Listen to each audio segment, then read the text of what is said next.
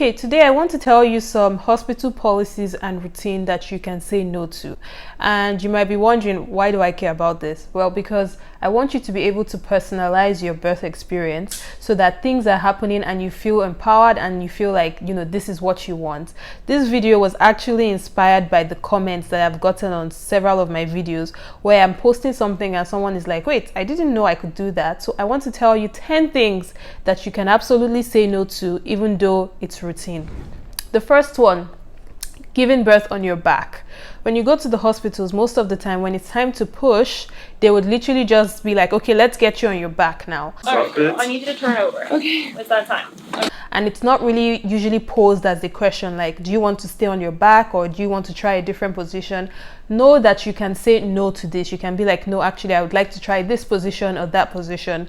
It's a good idea to talk to your team beforehand and tell them that this is something you want. But sometimes they would even still tell you like, no, that's not okay. When it's time to push, stand up and get in the position that you want to get in. And good luck to them when they try to stop you. So the next one that you can say no to is inductions. Typically, when you're 39 weeks pregnant, you start getting your doctor or your midwife being like, okay, so I'm going to schedule you for an induction on this day. You can literally just be like, no, that is not going to happen. Especially if they cannot tell you why the induction is necessary, or if they're saying things like your baby is big or we don't want you to go too late.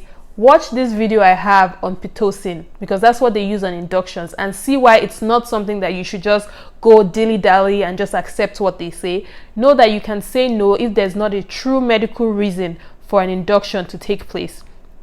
If you're like me, I can be shy sometimes. Just be like, oh, okay. And then they book you for your appointment and you don't show up. They're not going to come and drag you out of your house for the induction. So just know that you can say no. You don't have to go with it if there's not a medical reason to go with it. The next thing is eating. This is one that I get on my channel a lot of the time, where they tell you, like my viewers tell me, I didn't know I could eat during labor. I was so hungry, they didn't let me eat.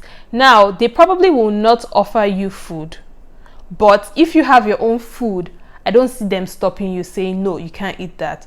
Especially if your pregnancy is low risk, you're not taking a bunch of interventions. It's generally safe for you to be able to eat. The reason that no eating rule was put in place is for if you need to go for an emergency C-section and they have to put you under, like completely under. They don't want something to happen. It's called, is it aspiration or asphyxiation? I'll put it on the screen. But basically, it's where you're like inhaling the food that is in your stomach. And so that's why they want you to go in with an empty stomach. But if your pregnancy and your labor is low risk, then there's a low chance of you needing to go for a going for an emergency C-section. So know that you can, but if this is something that is important to you, you should try to pack your snacks because they might not offer you food. Next up, cervical checks. Sometimes when you're in labor, they'll just be like, okay, I'm going to check you now. First of all, that is not even them obtaining consent. They're supposed to ask you, is it okay if I check you now? But most times they just assume that you're okay with it and they're like, okay, I'm going to go ahead and check you now. Know that you can say no to those cervical checks. You can limit them and say you don't want a bunch of them, or you can be like, I don't want them at all, and it's your body. Nobody can force their fingers to check you if you don't want it. That's absolutely not okay. The next one is the bath. When baby is born, sometimes they will just take the baby to go give baby a bath. You can say no to that. It's your child, guys. Remember, it's your body, it's your baby. You can personalize your experience and say what you want. Imagine someone coming into your home and saying, okay, I'm going to give your child a bath now. You're like, did I tell you that was okay? It's literally the same thing. Tell them that you don't want the bath and it's fine if you don't want the bath. Next up, cutting the cord early. Hospitals would usually be like, yeah, we do the delayed cord clamping, but really they're just waiting for like 30 seconds to a minute. If that's not okay by you and you want them to wait longer, you can tell them, let's cut the cord when I'm ready to cut the cord, because typically they would offer you or your partner to cut the cord. So when they do that, just be like, actually, I want to wait. I'll let you know when I'm ready. Or also include it in your birth plan and discuss it with your team before you go into labor. But you can tell them to wait for as long as you want. Next up, after your baby is born, there's this eye cream, erythromycin eye cream they put in the baby's eyes. And it's typically, it was started to protect the baby from infections like STDs and all of that while they're coming out. So if you know that there's absolutely no way you have any of those STDs, you can say you don't want that, and baby doesn't have to have their eyes blurred.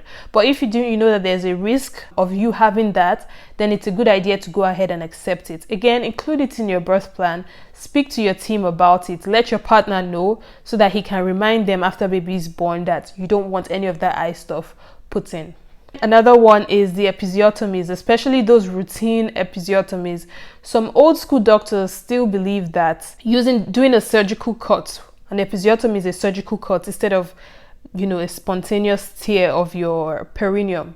Some doctors still think that doing that surgical cut is better than if you were to push on your own and tear naturally. But studies have shown that when they do that cut, the tear is usually more severe than the natural tears, and they take longer to heal.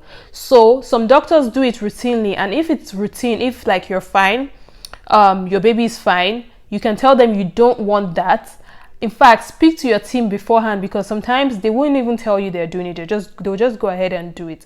So add it to your birth plan. Make it clear to your birth team that you do not want you do not want a routine episiotomy.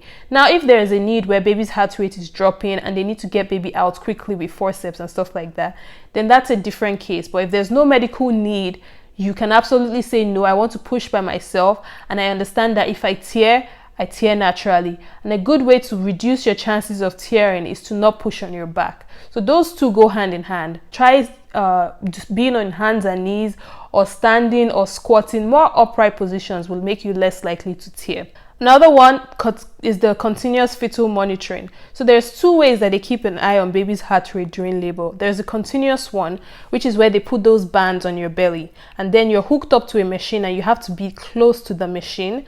Or you can do the intermittent fetal monitoring, which is where you're not hooked up to anything. You can walk around, and every 15 minutes you come back to the bed and then they check baby's heart rate. You can tell them if your pregnancy is low risk, there's no worries about baby's heart rate, baby's doing well, and you don't have a lot of these interventions like Pitocin or epidural, then you can absolutely be like, I would like to do the intermittent fetal monitoring so that you can move around, because when you move, baby moves, and when baby moves, your labor will go smoothly and faster.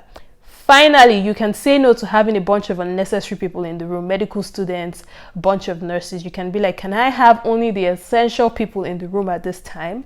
Or when you notice the medical students, when they come in, they would usually introduce themselves as medical students. And you can just politely tell them, actually, I would prefer for this moment to be private. And, be polite about it. Explain to them it's nothing personal, but this is like your bits are being exposed. It's not out of the ordinary for you to feel uncomfortable by that, especially if it really, really, really makes you uncomfortable.